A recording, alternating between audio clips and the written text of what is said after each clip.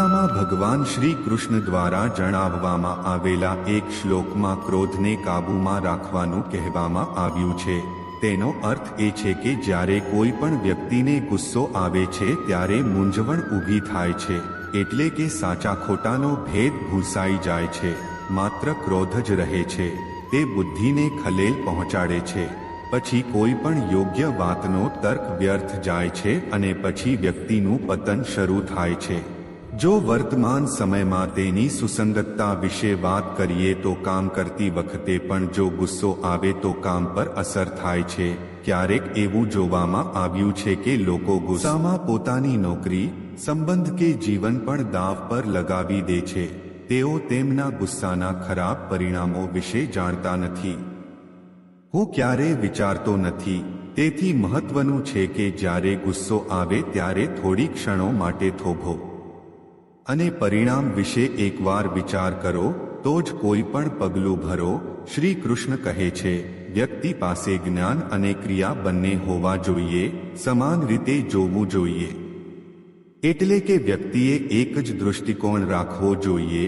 જો આપણે વર્તમાન સમયમાં તેની સુસંગતતા જોઈએ તો ઘણી વખત જોવા અને સાંભળવામાં આવે છે કે વ્યક્તિ મોટા કાર્યો કરે છે, પરંતુ જ્યારે તે પોતે તે પરિસ્થિતિમાં હોય છે ત્યારે તે ભૂલથી તે ફક્ત તે જ કરે છે જે પોતાના માટે યોગ્ય છે, પછી ભલે તે અજાણતા અન્યને નુકસાન પહોંચાડતો હોય. તેથી જ્ઞાન અને ક્રિયા બંનેને હંમેશા એક જ દૃષ્ટિકોણથી જોવું જોઈએ. જ્ઞાન જે પરવાનગી આપે છે તે કરો. આ રીતે વ્યક્તિ સરળતાથી સમજી શકે છે સાચા ખોટા અને પાપ પુણ્ય વચ્ચેનો તફાવત. વ્યક્તિએ પોતાના મન પર નિયંત્રણ રાખવું જોઈએ. તે અર્જુનને કહે છે કે મન ખૂબ ચંચળ છે, તેને રોકવાની જવાબદારી માણસની છે, નહીં તો તે પોતાની ગતિએ આગળ વધે છે. વર્તમાનમાં મનને કાબૂમાં રાખવાનો અર્થ એ છે કે કેટલીકવાર આપણને ખબર પડે છે કે આપણે જે કંઈ પણ કરીએ છીએ અથવા કરવા જઈએ છીએ તે કોઈને નુકસાન પહોંચાડી શકે છે, અથવા તે ભવિષ્યમાં આપણને નુકસાન પહોંચાડી શકે છે, હાનિકારક હોઈ શકે છે. પરંતુ વર્તમાનમાં તે થોડી ક્ષણો માટે સુખદ છે. મનની ચંચળતા માટે વ્યક્તિ જાણી જોઈને ખોટા પગલાં ભરે છે. તેથી વ્યક્તિએ આવા કાર્યોથી દૂર રહેવું જોઈએ, નહીં તો વ્યક્તિનું મન તેનું સૌથી મોટું દુશ્મન છે. શ્રીમદ્ ભગવદ્ ગીતામાં શ્રી કૃષ્ણએ સાચા મિત્ર વિશે કહ્યું છે, સાચો મિત્ર એ જ છે જે ખરા સમયમાં તમારો સાથ આપે, એટલે કે દુઃખ અને મુસીબતમાં દરેક સમયે તમારી સાથે રહે.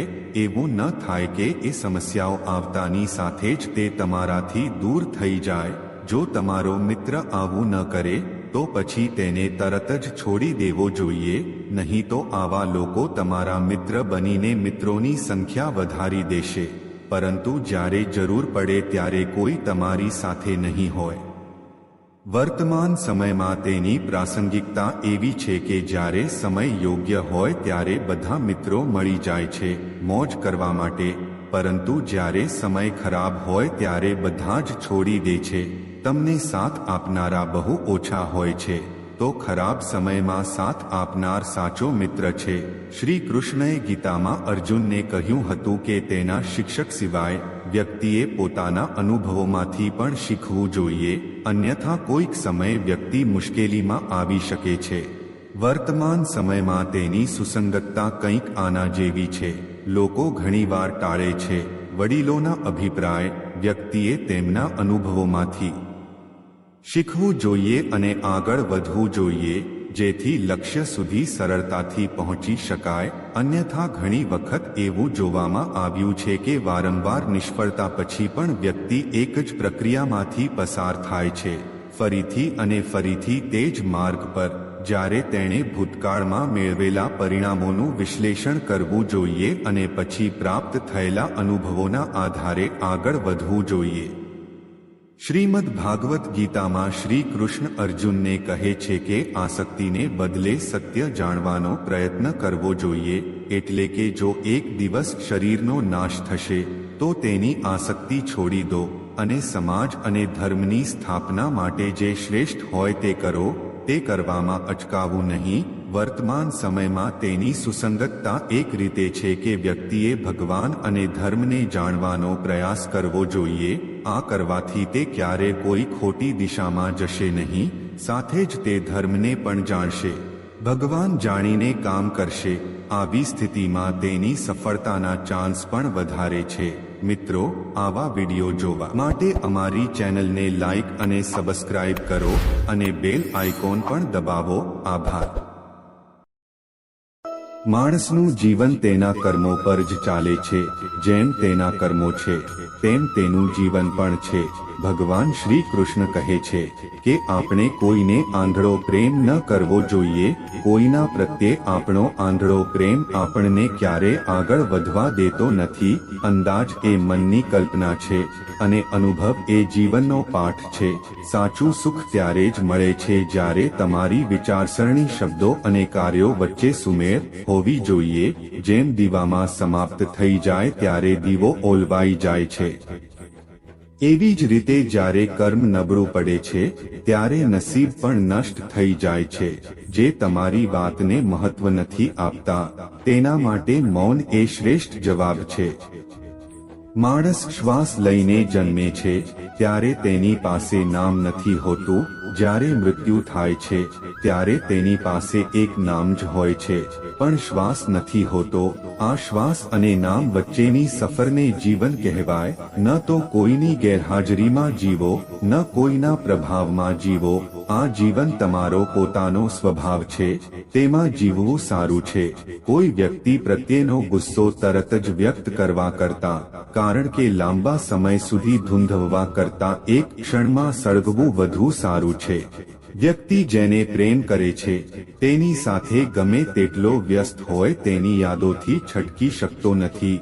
સમય ક્યારે અટકતો નથી.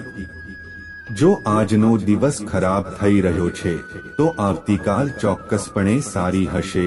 ફક્ત નિસ્વાર્થપણે કાર્ય કરો અને તે તમારા હાથમાં છે. જ્યારે આપણે જે જોઈએ છે તે ન મળે ત્યારે આપણા વિશ્વાસની કસોટી થાય છે, અને છતાં પણ આપણા હૃદયમાંથી પ્રભુનો ઉપકાર નીકળવો જોઈએ. દયા, જ્ઞાન હોવું જોઈએ. નબળાઈ ન હોવી જોઈએ. અહંકાર ન હોવો જોઈએ. માતા પિતા બનવું એ ખૂબ જ સુખદ અનુભવ છે. જીવન ઉત્સાહથી જીવવું અને પોતાની જાતને નિપુણ બનાવવું એ સુખ આપે છે. મન, ઇન્દ્રિયો, શ્વાસની પ્રવૃત્તિઓ અને લાગણીઓ દ્વારા પ્રભુની શક્તિ હંમેશા રહે છે તમારી સાથે, અને માત્ર એક સાધન તરીકે તમારો સતત ઉપયોગ કરીને તમામ કામ કરી રહ્યા છે. જેઓ શોક કરવાને લાયક નથી તેમના માટે તમે શોક કરો છો અને છતાં શાણપણના શબ્દો બોલો છો. જ્ઞાની માણસો ન તો જીવિતો માટે શોક કરે છે કે ન તો મૃતકો માટે. તમારા દુઃખ માટે દુનિયાને દોષ આપતા નથી. મનને સમજાવો, તમારા મનમાં પરિવર્તન આવે છે. ભગવાન શ્રી કૃષ્ણ કહે છે અર્જુનને, તારા દુઃખનો અંત, તારું કલ્યાણ કરવું હોય તો સર્વ પ્રકારના ઉપદેશ, સર્વ ધર્મ છોડીને મારા શરણમાં આવ, હું તને મોક્ષ આપીશ. સુખ અને દુઃખનું આવવું અને જવું એ શિયાળા અને ઉનાળાના આવવા જવા જેવું છે. તેથી તેને સહન કરતા શીખવું યોગ્ય છે. તમારા મોહને લીધે તમારી ફરજથી દૂર જવું એ મૂર્ખતા છે, કારણ કે તમને સ્વર્ગ પણ નહીં મળે, તમારી પ્રસિદ્ધિ પણ વધશે નહીં. ખરાબ સમય તમને જીવનના એ સત્યોનો સામનો કરાવે છે જેના વિશે તમે તમારા સારા સમયમાં ક્યારે વિચાર્યું પણ નહોતું. જીવનને ભગવાન સાથે જોડીએ, બધું ભગવાન પર છોડી દઈએ.